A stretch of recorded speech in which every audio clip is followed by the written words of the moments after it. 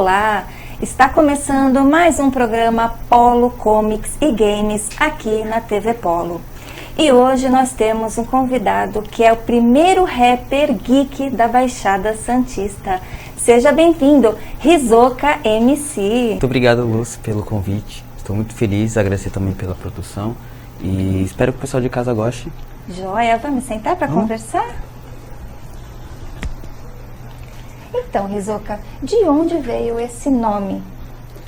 Bom, começou na época de escola, né, 2013, 2014, e por eu ser uma pessoa, um aluno bem quieto no meu canto, né, não tinha muita amizade, o pessoal sabia que eu gostava de anime e associou a palavra japonesa, né, que significa mistério, incógnita.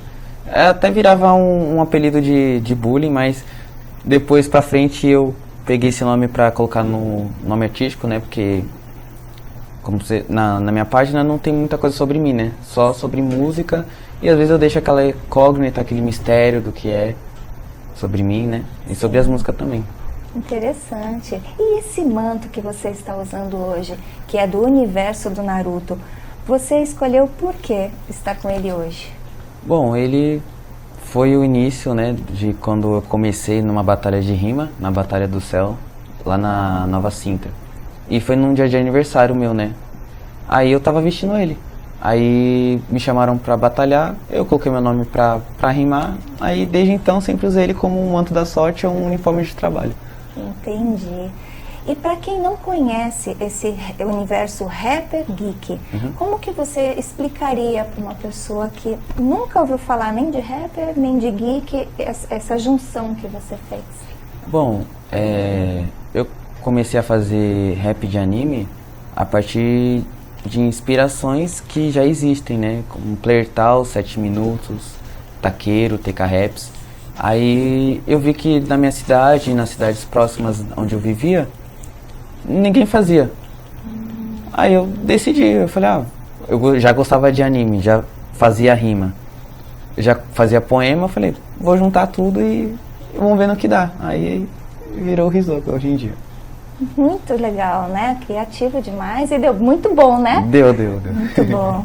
O rap, ele já sofreu muito preconceito. Sim. E o universo geek também ainda sofre, a gente ainda escuta falar sobre os preconceitos todos, né? Bastante. E essa junção toda sua, você recebe ainda muito preconceito do pessoal do rap tradicional quando você se apresenta fazendo músicas nessa pegada mais geek? Já, bastante. Até hoje. O pessoal acha zombaria, acha que é algo pra criança, né? Mas, pra falar a verdade, o rapper geek, quando ele faz uma música, ele não só coloca o personagem ali, ele coloca toda uma emoção, o que o personagem quer passar, sabe? Às vezes nem é nem só a história do personagem, às vezes é o que ele já passou misturando com a vida real. E tem gente que não enxerga isso e acha isso tipo como se fosse algo infantil. Sim. Sabe? Então, mas quem vive, né, no mundo rapper geek sabe como é que funciona. A gente escreve a música não pensando na história do personagem, mas no que ele já passou e o que ele já passa pra gente, sabe? Uma lição de vida, ou até tem vezes que love song, né? Tem love song de anime, sabe? Falando de amor com referências a personagens geek. Sim. Sabe? Então a gente passa uma ideia que já existe, só que de uma forma mais criativa, sabe? Exato. É isso aí, vai ter gente que não entende. Sempre tem, né? Sempre. O público do geek, eles reagem muito diferente do público da Batalha de Rimas? Sim. Por exemplo, até porque quando fiz show, né, nunca vi o pessoal que eu conheço da Batalha de Rima ir no meu show, nunca vi. Eu faço show desde 2023, há 3 anos já. Já fiz milhares não vou falar milhares, mas já fiz bastante show, apresentações. Sim. E nunca vi ninguém lá. Não mistura, Não né? mistura, eles não misturam. Pode apoiar de fora, mas eles não se misturam porque é uma coisa que eles não gostam, né? Sim. Teve alguma apresentação que você fez que deu errado, mas que serviu como aprendizado para você? Não vou falar que deu errado. Assim, não por culpa minha, né? Mas vou falar que deu errado no sentido de comunicação entre os organizadores E só que serviu de aprendizado, que foi meu primeiro show. Eu não sabia nada, né, de organização. Eu não sabia que tinha que ter um DJ. Eu não sabia que tinha que ter, né, várias coisas, né. Aí eu fui com uma expectativa. E quando eu cheguei, não era aquilo que eu esperava. Entendi. Só que aí eu vi, isso foi um erro, só que um erro de comunicação entre ambas as partes, né. Sim. E eu levo hoje em dia que tudo que a gente tem que fazer, a gente tem que ter uma comunicação. Com certeza. Qual o evento que mais marcou você, dos eventos geeks que você já participou? Nossa. Tem o meu primeiro show em São Paulo, na Hokage Fest. Foi numa balada noturna, né? E me chamaram do nada, isso era meia-noite, um mês antes, né? Me chamaram, meia-noite me chamaram, eu vi seu perfil, gostei, vamos fazer um show lá? Eu falei, vamos. Alugaram uma limusine pra eu ir até o show. Chique, hein? Conheci a Tânia, que é a dubladora da Buma, conheci ela lá no evento. Sim. Pra mim esse evento foi o melhor evento que eu já fiz. Que eu conheci dubladores, conheci pessoas novas, uma galera que gostou, né, das músicas em si, fez uma crítica bem construtiva ainda, a gente chegou a conversar. E fora a organização do evento, que foi maravilhosa. Então esse show pra mim foi o melhor. Isso foi em 2023, outubro. 2023. Mas você começou a Batalha de Rimas em 2021, Isso. certo? E como é que foi esse início? Vergonhoso. Tem até hoje Sério? essa batalha gravada. Mas eu gostei, eu não vi, tipo, como, eu perdi, vou parar. Eu falei, não, pô, posso melhorar, tá ligado? Ótimo, é melhorar, isso aí. continuar. Mas hoje em dia, só que hoje em dia eu vejo que não é uma coisa que eu levo, não vou falar levo a sério, mas é uma coisa que eu não levo como um trabalho. Entendi. É mais um hobby, sabe? Mas um dia eu tô mais focado nas músicas mesmo. Batalha eu deixei pra trás. Entendi. Mas teve alguma que você... Essa foi a mais difícil de todas. A primeira Foi que a você primeira. participou Foi foi a a primeira, mais mais complicadinha, né? Você tem 3 álbuns lançados, correto? E então me fala um pouco mais sobre os 7 Pecados Capitais, esse álbum gigante que você fez. Então, eu comecei a montar ano passado ele, porém, aconteceu algumas coisas, né? Não saiu como planejado, aí eu decidi retornar esse ano com ele.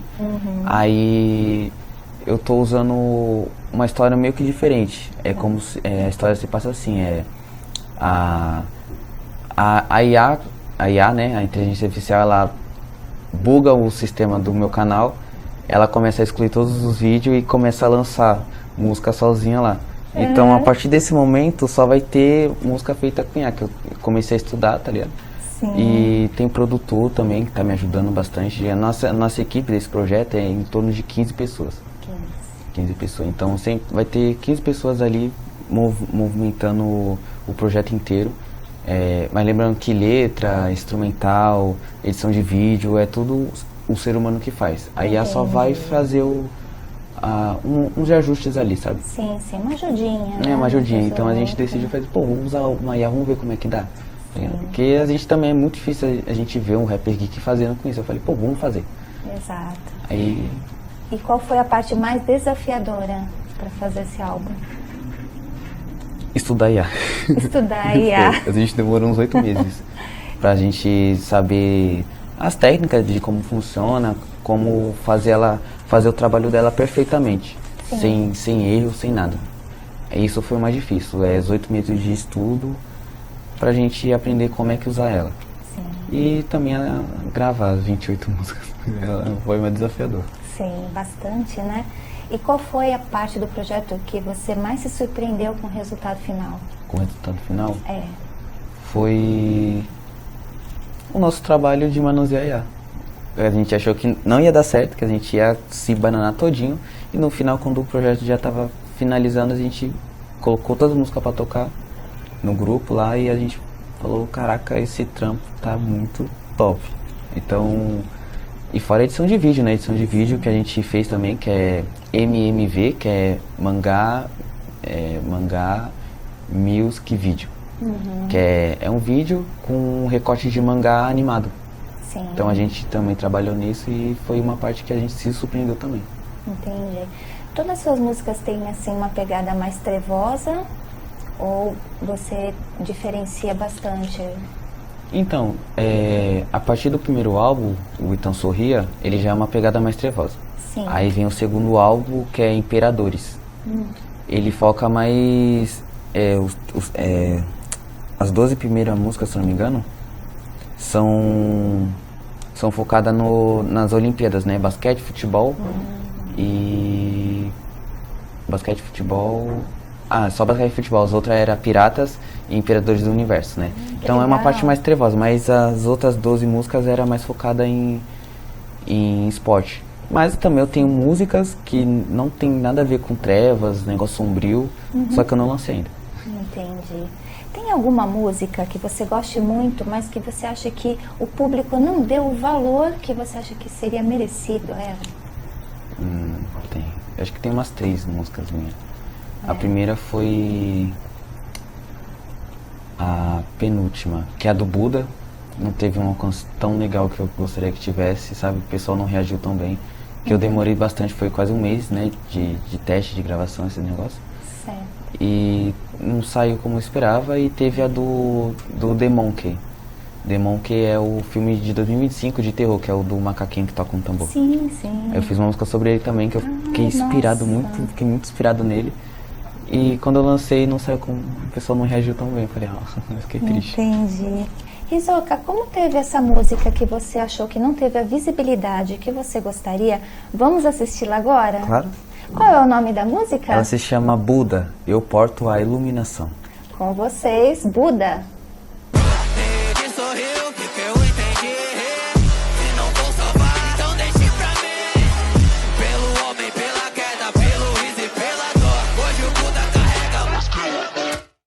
E qual é aquela música que mais representa você? Quem mais representa? É que eu nunca fiz uma música focada na minha pessoa em si. Pessoa. Não tem uma que fale alguma coisa que, essa aqui tem a ver comigo. Então, se fosse colocar no papel assim, eu acho que todas. Todas. Que todas eu fiz de coração, então acho que todas elas me representam. Do início ao fim, todas elas me representam. Legal.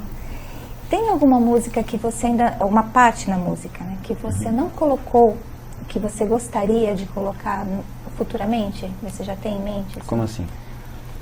Algum tema, alguma parte? Um tema, deixa eu ver.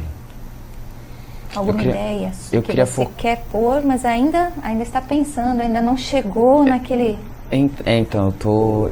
Boa pergunta. Teve umas 4... um poema. 4 poemas cantados que eu fiz lá no início do canal. Foi as 4 primeiras músicas que eu lancei. Gravei no celular, no bem de leve, tava horrível. E eu queria trazer elas de novo, com a tecnologia nova que a gente tem, sabe? Modificar um pouco a letra e trazer ela de novo. Ela sim tem uma temática diferente. Além de ser inspirado no Thanos e a Joia do Infinito, cada joia traz uma temática única, sabe? A Joia do Espaço, eu falo sobre o nosso direito de ir e vir. A da realidade, eu mostro a realidade onde a gente vive, o que acontece. A da alma é sobre paixão, sabe? O amor do ser humano, sabe?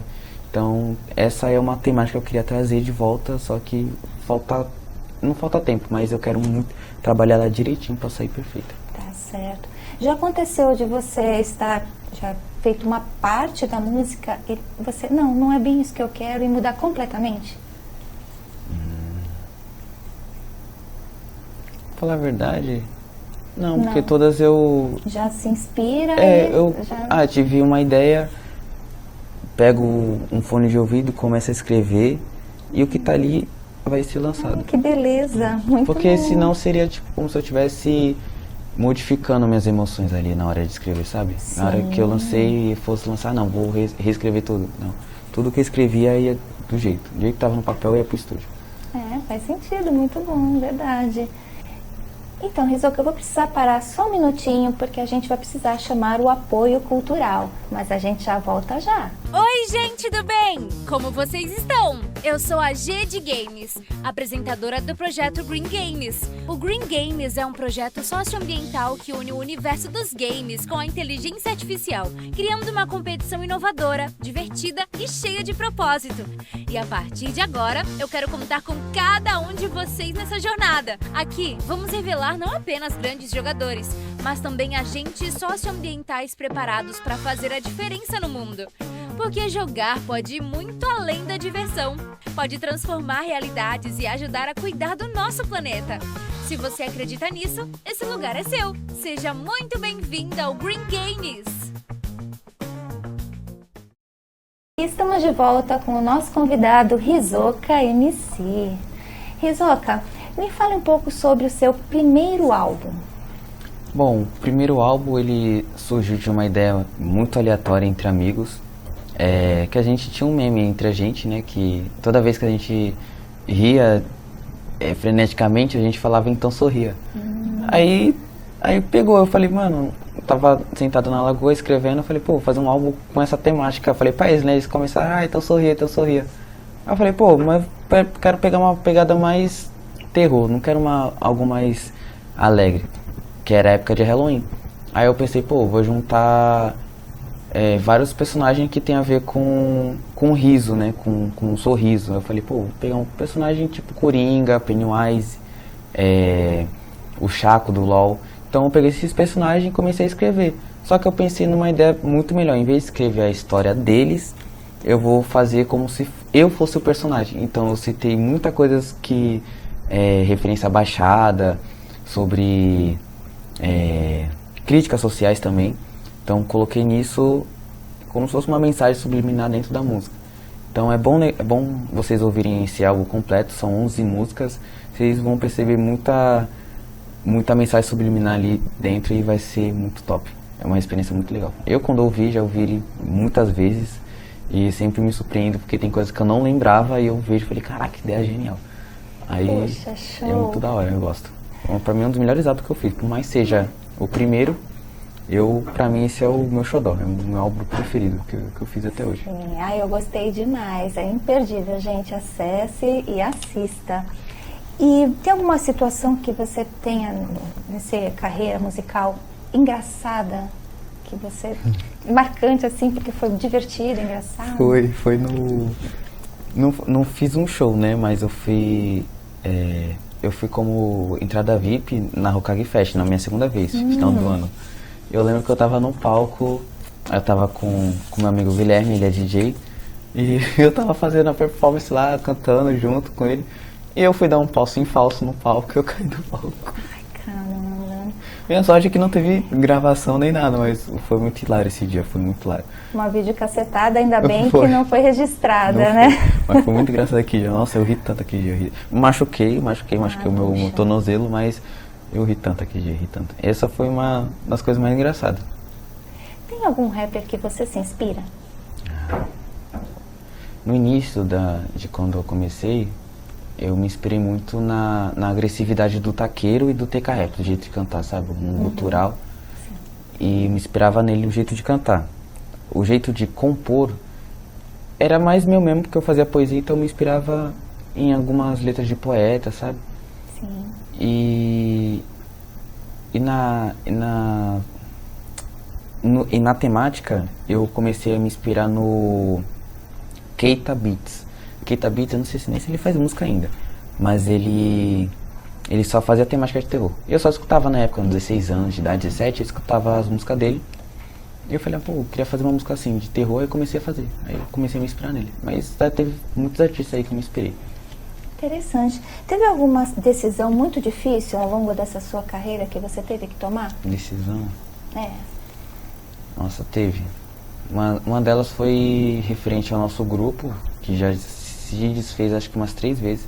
E eu ter que cortar, né? Não o laço de amizade, mas o laço como trabalho, né? Entendi. Porque às vezes o pessoal não sabe lidar, né? Mas a gente tem que cortar às vezes, porque eu quero uma coisa, a pessoa quer outra, só que não tá andando junto, sabe? Não tá se caminhando para um rumo sozinho. Aí eu tive que cortar o vínculo, né? E essa acho que foi a decisão mais difícil pra mim, foi ter que cortar alguns membros, né? Entendi, uma decisão necessária, É. né? Fique agora então com o Momento Gamer.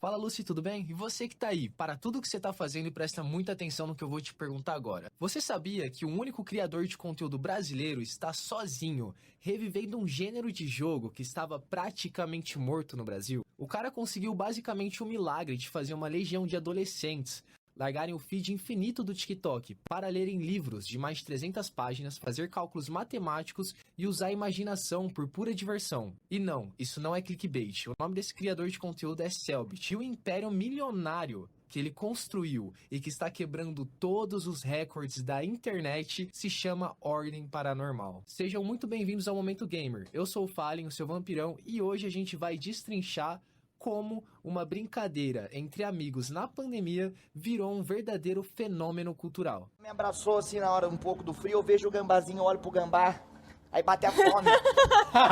Vai, mata o gambá, mata o Come o gambá dela, Vai. Aqui, vambora. Eu quero comer o gambá. Você vai tentar meter a bucada dele? Tá, dá um teste de. Dá um teste de agilidade com reflexo. Você pega vai aí. dar um Ai, trabalho. desculpa, Não, Tris. tudo bem. Posso dar um reflexo pra dar um murrão no estômago dele? Mas, para você entender o tamanho desse meteoro chamado Ordem Paranormal, a gente precisa dar um passo para trás. A gente precisa voltar para os anos 70, mais especificamente em 1974, quando dois caras chamados Gary Gygax e Dave Anderson criaram um jogo chamado Dungeons and Dragons, o famoso D&D. Se você assistiu a série Stranger Things, você com certeza lembra do Mike, do Dustin e do Hellfire Club, rolando aqueles dados cheios de lado no porão da casa. Não é possível! Vecna morreu! Foi derrotado por quê? Assim se pensava, meus amigos, assim se pensava. Mas Vecna vive! Vocês fogem de Vecna e do culto? Ou resistem e lutam? Vambora! Eu digo pra lutar. Até a morte. Até a morte. Até a morte. Até a morte! Até a morte!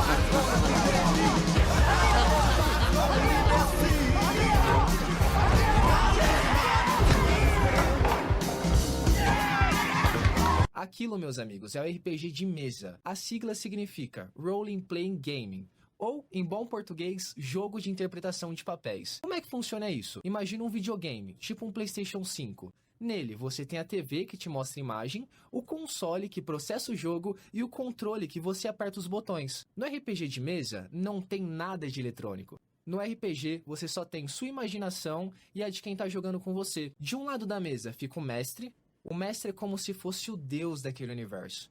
É ele quem narra a história, descreve os cenários, faz as vozes dos monstros e diz o que está acontecendo no mundo. Do outro lado ficam os jogadores. Cada jogador cria um personagem usando papel e caneta. Eles são os atores desse teatro. E como a gente sabe se o que o jogador tentou fazer deu certo? É aí que entra o famoso dado de 20 lados, o D20. Confuso? Eu também achei no começo, então vou te dar um exemplo. Você quer pular um muro fugindo de um monstro. Rola o dado.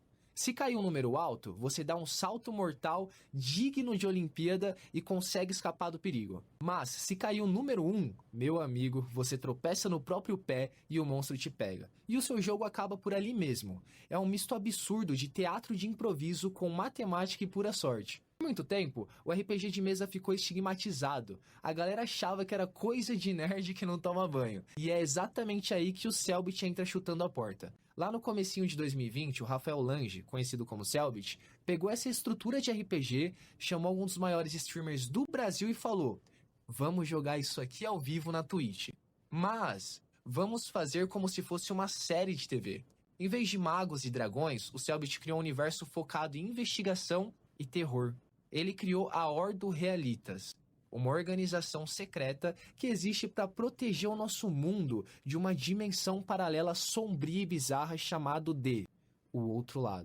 Eu escrevo muito por causa do Ordem, mas as coisas que eu escrevo, tipo, eu escrevi roteiro, eu falei, eu já escrevi várias paradas, já comecei a escrever O primeiro RPG do Ordem era um livro que eu comecei a escrever, que era... Eu só tinha essa história de eu queria fazer uma história de terror de fantasma, que tive uma ideia, e aí dessa brisa começou a surgir essa história. Eu falei, mano, puta, mas eu não sei se eu vou escrever um livro, eu nunca escrevi um livro, não tenho experiência em escrever um livro, mas eu gosto de RPG, e se eu fizesse uma stream de RPG e usasse essa história? E aí eu comecei a fazer o Ordem. Então eu sempre tive essa brisa de escrever coisas, mas eu não me vejo como um escritor propriamente. Eu vejo mais como um diretor criativo no sentido de que eu penso numa história e eu gosto de trazer pessoas talentosas pra transformar ela em uma coisa vida maior. que você pensou. Sabe? E eu me encontrei muito nisso e é um bagulho que eu... Pela primeira vez na vida eu sinto que eu tenho talento em alguma coisa, sabe? Pô, eu sou bom nisso, caralho, finalmente. Mano, na lore, a história do jogo, o outro lado não invade o mundo de graça. Ele se alimenta de medo. Quanto mais a humanidade tem medo de lendas urbanas, monstros e coisas macabras, mais fina fica a membrana que separa o nosso mundo dessa dimensão. E aí, os monstros vazam para nossa realidade. Confesso que me lembrou muito o enredo de Stranger Things. E aqui tá a genialidade do negócio. O gatilho que prende centenas de milhares de pessoas assistindo a uma live de 4, 5 horas de duração. O risco real. Na Ordem Paranormal, não existe tela de carregamento. Não existe respawn. O Cellbit implementou uma mecânica fantástica chamada sanidade. Os personagens não perdem só pontos de vida físico. Ao verem um monstro, eles perdem a cabeça. Eles vão ficando malucos. Se um jogador rola o dado errado e o personagem dele morre, acabou. Aquele streamer que interpretava aquele papel há meses sai da mesa. A emoção é real. Você vê um adulto chorando ao vivo, porque o personagem dele morreu. Eu não enxergo mais nada.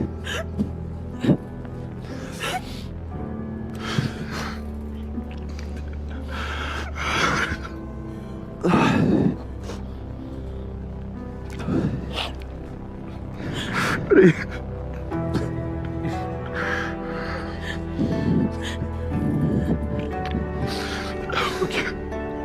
Eu seguro.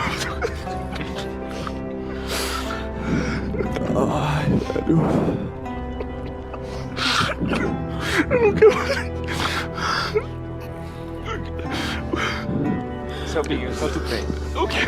Tá tudo bem, cara. O que segura seu corpo?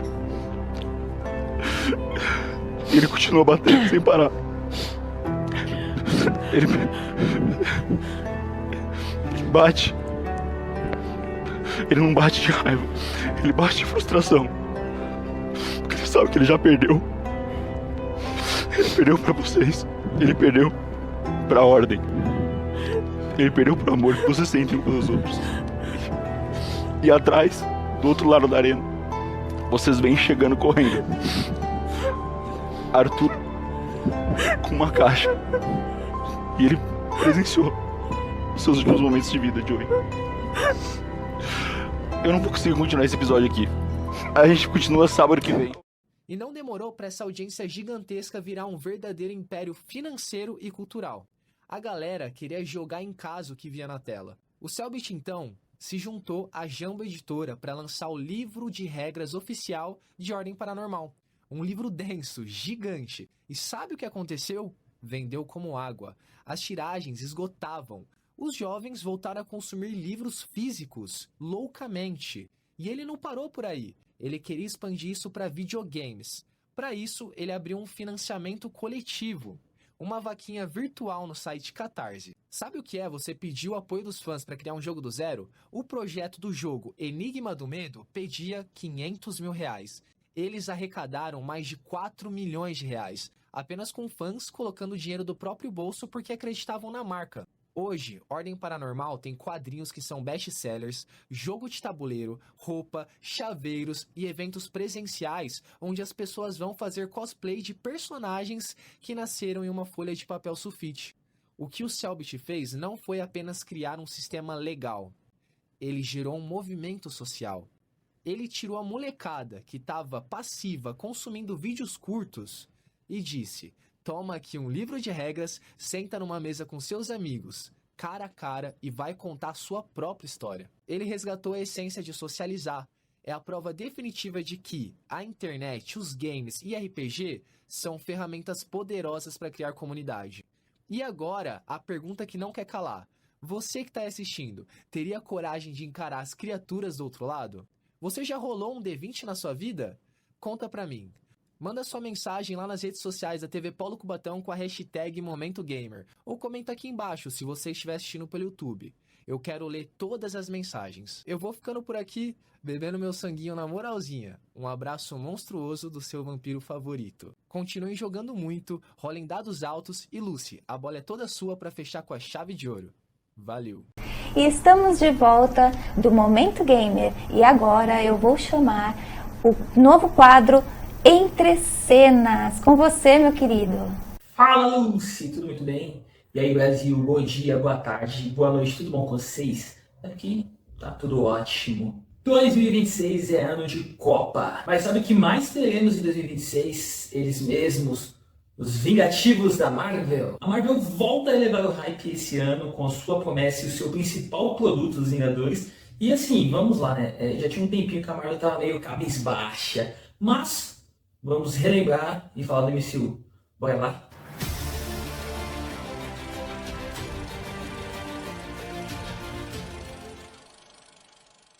Bom, para entendermos e sentirmos em nossos corações todo o impacto do universo cinematográfico da Marvel, é importante a gente voltar lá nos anos 90, antes de fase 1, fase 2, fase 3. Então vamos lá para a década de 90? Lá na década de 80 e de 90, as indústrias de histórias em quadrinhos estavam lavando a égua de dinheiro. Porém, em 1996, a Marvel declarou falência. Olha que loucura. Naquela época existia a promessa, né, e a premissa de que histórias em quadrinhos, graphic novels, HQs, como vocês preferirem, tomariam o mercado e gerariam grandes números de colecionadores. Então, tanto a Marvel quanto a DC Comics, que na época era amparada pela Warner Bros., estavam lançando diversas edições, variações de capa, modelos, e esses números acabaram enxutando o mercado. E aí, com o passar do tempo, a chegada de novas tecnologias, novas mídias, internet, pirataria, meio que essa meta acabou caindo, porque ao invés dos números de clientes dessa indústria crescerem, esses números diminuíram. A TV e o cinema estavam em constante crescimento,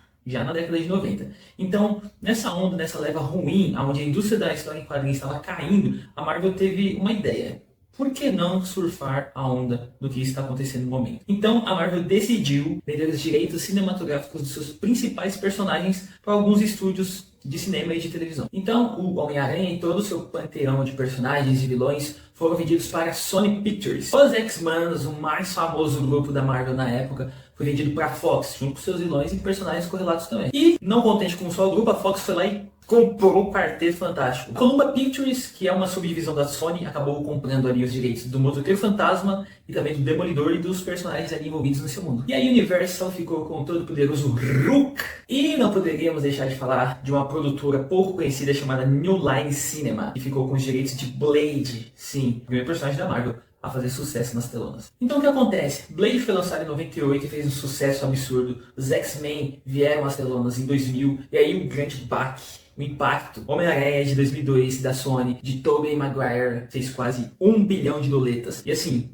se hoje esse dinheiro já é muita coisa, imagina naquela época, meus amigos. Quase 1 bilhão. Então outros lançamentos vieram à tona, e é claro que nem todos tiveram tanto sucesso assim de bilheteria. Porém, isso chamou a atenção da Marvel, que estava em decadência. Eles pensaram o seguinte, pô, por que a gente não faz os nossos próprios filmes de repente, né? A gente pode se associar com alguma produtora e, pimba, lançar filmes dos nossos personagens. Mas quais personagens de relevância no momento sobraram pra Marvel, pra Casa das Ideias? Nada mais, nada menos do que os personagens menos valiosos da empresa. Os Vingadores. É aqui que começa a nossa jornada. Então vamos falar de Vingadores, de MCU, fase 1, e é isso aí. Em 2008, um rapazinho chamado Kevin Feige foi nomeado para liderar o projeto e teria como missão adaptar histórias em quadrinhos para as telas de cinema, mas dentro da Marvel Studios, que na época ainda não era Marvel Studios, era Marvel Films. E o Kevin, ele teve uma ideia tão ousada, mas tão ousada, que a Marvel precisou fazer um empréstimo considerável, que assim, se não desse certo essa ideia do Kevinho, podia fechar as portas de vez. Então meio que foi um ultimato que eles fizeram ali. Então a ideia principal era lançar um filme por vez de cada personagem que fazia parte desse grupo, e no final, juntar todo mundo em um grande crossover. E aí, meus amigos, o resto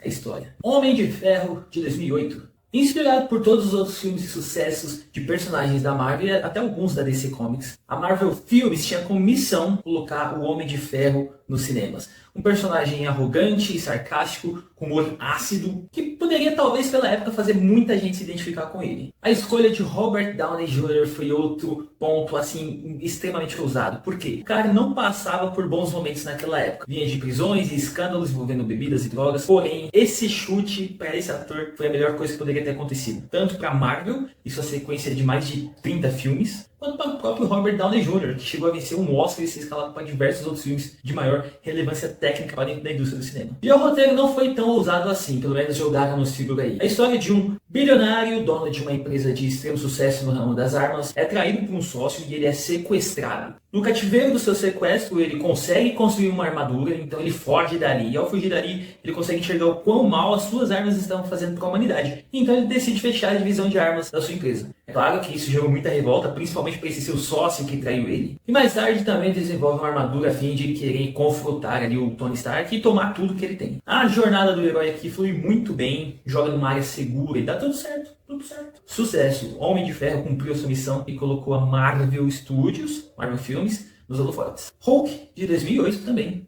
Um filme quase esquecido muitas vezes pelos fãs da Marvel, mas que faz parte do universo cinematográfico, é o Hulk de 2008. Uma parceria da Marvel com a Universal, Hulk veio às telonas e trouxe uma bagunça caótica. O filme não conta exatamente a origem do Hulk, ele pega o bonde andando, porém ele traz ali algumas conexões, alguns flashbacks, ele conta de certa forma a história do personagem, mas não de forma direta. O foco principal é que Bruce Banner encontre uma cura para o seu problema, para parar de se transformar naquele bicho verde raivoso. E aí é claro que quando ele vai fazer isso, dá pepino, né? E aí ele consegue criar uma nova criatura abominável, que é ainda mais violento, ainda mais raivoso e feroz. Aí é o seu rival. Liderado pelo Edward Norton, o ator que fez o primeiro Bruce Banner, né? O roteiro traz uma confusão maluca. É Hulk, é o General Thunderbolt Ross, é o Abominável, todo mundo quebrando pau, é exército, é polícia, é uma loucura só. Esse é o caminho do filme. E é isso. O filme é um pouco esquecido pelos fãs, muitas vezes ele é pulado quando alguém decide assistir a franquia do zero ou quando alguém decide reassistir. E tá aí, Hulk de 2008 com Edward Norton. Homem de Ferro 2 de 2010. Em 2010, a Disney chega na parada e fala: vamos comprar a Marvel com tudo que tiver direito. E aí, a distribuição passa a ter o foco na Disney. Antes foi uma distribuição da Universal e da Paramount Pictures, agora a Disney era o foco principal. E Homem de Ferro 2, graças ao nosso bom Deus, faz com que a Marvel volte a tomar a direção esperada. A do sucesso, já que o Hulk não foi tão bom assim. E aqui nesse filme nós temos várias frentes para o nosso querido Tony. Nós temos o vilão 1, que é o Ivan Vanko, querendo vingar o seu pai ali por uma treta antiga com o pai do Toninho. Nós temos o vilão 2, Justin Hammer, que é meio que um concorrente ali das indústrias Stark, querendo ficar na frente de qualquer jeito nessa indústria e quer que sua empresa seja a maior de todas. Nós temos os estilhaços no peito do Tony, derivados do primeiro filme, que ainda não foram retirados. Nós temos a intoxicação que o reator Arc está causando no Toninho também, né? E aquele reator mantém o Tony vivo, porém ele está começando a intoxicar, envenenar o Toninho, então isso também se torna um problema. E ainda por cima a gente tem o governo querendo que o Homem de Ferro seja um patrimônio dos Estados Unidos. No final, com certeza, tudo dá muito certo, né? Mais um sucesso. E o Homem de Ferro 2 consegue alavancar um feito para esse novo personagem. Um personagem que não era tão popular nos Estados Unidos, não era tão popular no mundo, agora está começando a roubar mais holofotes do Homem-Aranha, do Hulk, do próprio Batman, do Superman. Então, Homem de Ferro começa a ter um destaque aqui, a partir deste filme. Aqui nós temos cenários bonitos, os efeitos visuais, a Disney faz isso muito bem, então a gente teve um aprimoramento do que foi o primeiro filme, a inserção de novos personagens, como a Viúva Negra, e mais um sucesso, mais moeda caindo nos bolsos da Marvel Studios, e olha que bênção. Thor de 2011. Em 2011, a Marvel decide tirar os nossos pés um pouco do chão e mostrar o lado cósmico dos seus personagens. Thor, um personagem não tão conhecido, é interpretado por Chris Hemsworth, que fez isso com muita maestria, trouxe muito carisma pro personagem e começou a expandir a nossa mente pro que poderia ser todas as histórias futuras, todo o foco principal daquela narrativa. Talvez a gente comece a ter um vislumbre pro caminho que os diretores e as mentes criativas da Marvel queriam que a gente olhasse. O filme é a origem de herói, e traz o Thor como um cara maluco, festeiro, doido. E ele causa uma guerra lá, meio que sem querer querendo, né? Odin fica meio pistola e fala assim: meu filho, vaza daqui. Então ele manda o Thor pra terra, né? Ele expulsa o Thor de Asgard. E aí ele joga o martelo do Thor também na terra, mas antes ele coloca um encantamento. Ele fala: ó, quem for digno, uma pessoa justa, honesta e bondosa, ele vai poder levantar o martelo do Thor e ter os poderes dele.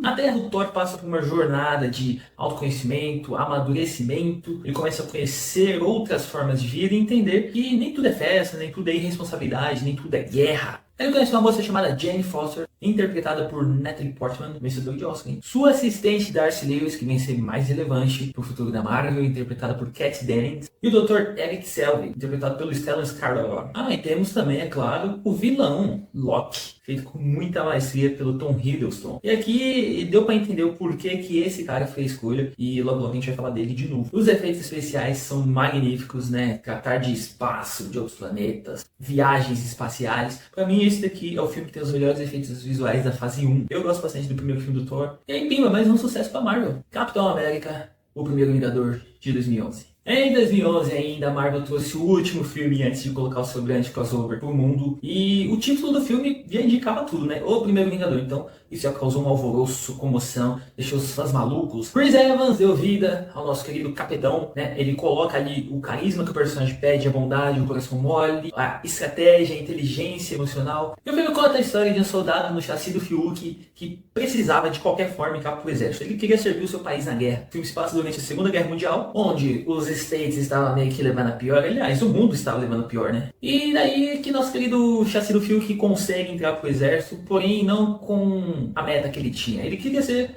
um soldado. No final ele foi. Porém, os caras grandões lá, né, viram no pequeno Steve Rogers a oportunidade de testar um super soro. Sim, o governo dos Estados Unidos, com a ajuda do pai do Toninho, diga-se de passagem, produziu um soro que traz super força, super inteligência, coisas magníficas para aquele que usa. Porém, tudo naquela pessoa amplificada. Inclusive as suas características relacionadas ao seu caráter. Então, por Steve Rogers ser caprichoso, um bom moço, ele foi recrutado para fazer esse teste. E aí, mano, o cara virou simplesmente um maluco extremamente bombado, forte, e é o Capitão América. Porém, o governo dos Estados Unidos não queria arriscar, não queria colocar ele na linha de frente da batalha, então ele ficou servindo como propaganda para a guerra, para recrutar novos soldados, pessoas que quisessem se alistar. Até que certo dia, Steve Rogers falou: eu não consigo mais fazer isso. E aí ele pegou o fuzil, pegou um escudo sinistro que ele achou por lá e falou: vou pra guerra, tô nem aí. Chegando na guerra, ele encontra ninguém mais, ninguém menos que o líder da organização Hydra. E aí, liderado pelo Caveira Vermelha, queria fazer umas loucuras aí. Eles tinham em posse o Tesseract, mesmo que apareceu no filme do Thor. E aí a Hydra, tentando ali, né, criar uma arma de destruição em massa com a energia do Tesseract, tá fazendo suas maluquices, suas coisas ruins. E o Capitão chega pra quebrar o cacete com o Caveira Vermelha. No meio da treta, a Caveira Vermelha pega o cubo na mão e desaparece. Ele é transportado para algum outro lugar, que a gente vai saber disso lá na frente, então, lá na fase 3. E nisso também, nosso queridíssimo Capitão, ele tá dentro de um jato com uma bomba e umas coisas. E aí, para não chegar, né, no centro do mundo, Nova York, ele decide jogar esse jato numa parte congelada do Oceano Ártico. Ele cai com o avião e tudo lá, e por lá fica congelado até que, muitos anos depois, a SHIELD o encontra. Então, não diferente dos outros filmes, a gente tem algumas cenas pós-crédito. Nós temos o nosso queridíssimo Steve Rogers acordando nos tempos atuais e falando: que diabo que tá acontecendo? Ele sai, vê a rua e fala: Jesus. E temos também Nicolinha Fúria chamando Steve Rogers pra treta. Ele fala: olha, algo maluco e sinistro está por vir, eu tenho uma missão muito importante pra você. E eles se ativam Vingadores, meus amigos. E é isso, mais um sucesso pra conta da Marvel. A essa altura do campeonato, os caras já estavam: meu Deus do céu, para que os Vingadores não dê certo, o mundo teria que acabar depois de amanhã. Vingadores de 2012. Finalmente temos aí o grande crossover, unindo 5 filmes de 4 franquias diferentes, né? Aqui o nível foi elevado de maneira suprema. O longa estava entregue, e com ele temos várias cenas icônicas, como as primeiras batalhas entre os próprios Vingadores, e até mesmo aquela cena icônica em Nova York destruída, com a câmera girando em torno de todos eles, e o Hulk... E aí, você lembra do nosso queridíssimo Loki? Pois é, ele meteu o Loki de novo. Importante ressaltar, no filme do Thor destruiu a Bifrost, mas não foi o suficiente. O Loki conseguiu meter o Loki do mesmo jeito, falou com um sujeitinho aí, que a gente já sabe quem é, um bicho roxo, e acabou invadindo a Terra. Olha só que bicho sinistro, né, esse Loki.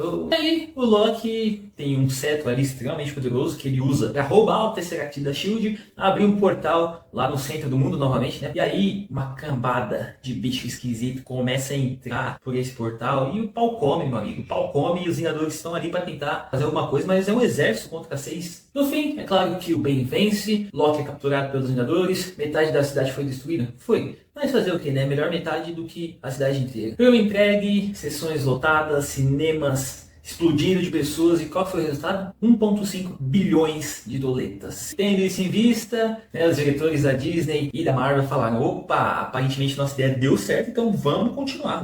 A Marvel tem a fórmula do sucesso em mãos, então, tá todo mundo sinistro querendo saber o que mais vai acontecer com as suas próximas histórias, vocês sabem? E com certeza Kevin Feige tinha planos além desses 6 filmes. É óbvio, você acha que seriam só 6 filmes? Então é isso, meu povo, logo voltaremos com a continuação para falarmos sobre a fase 2 dos filmes da Marvel, né, nesse esquenta aí de Marvel Avengers Doomsday. E é claro, caso sintam interesse, fiquem à vontade aí para me seguir no @EduardoCinemático no Instagram, no @EntreCenasBR no YouTube. E é isso. Tamo junto ou não tamo, meus familiares? Então, bora de volta pro estúdio. Lucy, assunto daí, hein? Tchau. E aí, gostaram dos novos quadros do programa? Escreva suas sugestões aqui nos comentários. E estamos de volta com o nosso convidado Hisoka MC. E na sua vida, o que mudou por conta do rap? Na minha vida? Isso vem a causa de antigamente, que eu falei da escola, que era uma pessoa solitária. Sim. Não falava com ninguém, eu era tímido. Não subia fazer palestra na escola, não me apresentava na frente de ninguém. Quando eu comecei a rimar, eu perdi esse medo de falar em público. Foi isso foi, acho que, o ponto inicial pra mim. Perder o medo de falar em público, fazer mais amizades, comecei a fazer mais amizades ainda. E foi isso, acho que foi uma coisa importante pra mim, foi isso, perder essa timidez. Entendi. Você prefere palco? Você já falou que parou, já não faz mais, né? A roda de batalha. Isso. Você, então, ultimamente, você prefere palco? Sim, fazer apresentações também. Ir ver apresentações, eu gosto mais disso. Hoje em dia, às vezes eu vou pra uma batalha ou outra, participo pra assistir.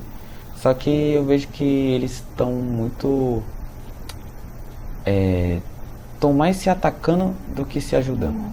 Então isso daí acaba me afetando também. Sim. E eu tenho que me retirar, sabe? Às vezes acontece algumas situações assim, que um quer ferir o outro, mas não fisicamente, mas ferir o trabalho do outro, sabe? Querer derrubar, sabe? Querer que ele se afunde. Aí eu percebi que isso não é pra mim, eu falei, não, vou seguir meu caminho sozinho. Sabe, eles querem ficar lá, uma hora eles vão acordar pra vida, vão ver que isso não é legal e vão mudar, mas enquanto não mudarem eu não fico mais perto, sabe? Que triste, né? Mas que bom que você tomou essa decisão de se afastar, né? E se você tivesse que mudar alguma coisa de 2021 pra cá, tivesse fazer algo diferente, né? Você faria? Teria algo? Eu teria estudado mais sobre música. Porque eu comecei a fazer tudo... não por impulso, mas fazia tudo o que meu coração falava, sabe? Eu não cheguei a estudar música, então fui aprendendo sozinho, sabe? Eu vi os outros fazendo, ia lá, será que é legal fazer assim? Eu fazia, às vezes dava certo, às vezes dava não. Mas se eu pudesse mudar, seria estudar mais a música para poder ter tido trabalhos melhores, sabe? Certo. Eu vou fazer umas perguntas pra você e aí você me responde, vai ser tipo um bate-bola, né? Você me responde rapidinho, tá bom? Um anime favorito? Dragon Ball. Game favorito? Dragon Ball Budokai Tenkaichi 3. Personagem que mais te representa? Mais representa? O Hisoka. O Hisoka. Um sonho grande? Um sonho grande? Viver da música. O quê? Viver da música. Viver da música. O que você observa primeiro quando você sobe no palco? O público, o ambiente ou o som? O som. Onde você mais conecta com seu público? No palco ou na internet? Depende muito, mas mais no palco. Deixa uma mensagem para quem quer começar no rap. Só vai. Siga o coração. Siga o coração. Siga o seu coração. E estude. Hisoka, onde que as pessoas podem te encontrar na rede social? Hoje em dia eu tô mais ativo no Instagram, né? Hisoka_MC. HISOKA_MC. Às vezes também tô no YouTube, posto shorts, vídeos também. Mas eu tô mais no Instagram. Entendi. Alguma consideração final? Você gostaria de falar mais sobre o seu álbum? A quantidade de músicas, são 28, é isso? É, esse álbum. 28 músicas, um pouquinho de cada música. Posso falar assim. Pode passar pra gente. O projeto, ele é Sete Pecados Capitais, só que não necessariamente é focado no anime, né? Nanatsu Taizai. Ele é focado em obras como jogos, filmes, séries, desenhos, animes também. E ele tem sete etapas, né? Ou 7 EPs. O primeiro é o Pecado do Orgulho. Então eu escolhi 4 personagens para representar o Pecado do Orgulho. Certo. E ele foca nisso, é música a ver com orgulho. Certo. Sabe, tem o Vegeta, o Scanor, o frontman de Round 6, tem o Barou de Brulock. Aí tem o Pecado da Inveja, que são personagens que representam a inveja. Sim. E nas letras eu não coloco sobre o personagem em si. Eu coloco referências também do que eu já vivi, do que eu já vi, do que algumas pessoas já viveu. E eu conecto isso referente ao sentimento, né? Do que o pecado faz, sabe? Então, é um projeto bem legal de se ouvir, porque você para refletir, vai surpreender bastante, vai ter coisas ali que você vai ouvir 2 vezes, na terceira você... Opa, isso aí não estava aí. E agora eu entendi o que ele quis dizer. Sim. E é muito bom, é muito bom. Eu gosto sempre de deixar esse enigma ali na música, na letra ali, pra pessoa ouvir mais de uma vez para ela poder entender. Entendi. Interessante mesmo. Muito obrigada por você ter vindo aqui com a gente. E a você que deseja anunciar aqui no programa Polo Comics e Games na TV Polo, entre em contato comigo através desse link que vai aparecer aqui na tela. E vai ter muita novidade ainda por vir. Até o próximo programa. Beijos da Lu. Beijo, mãe.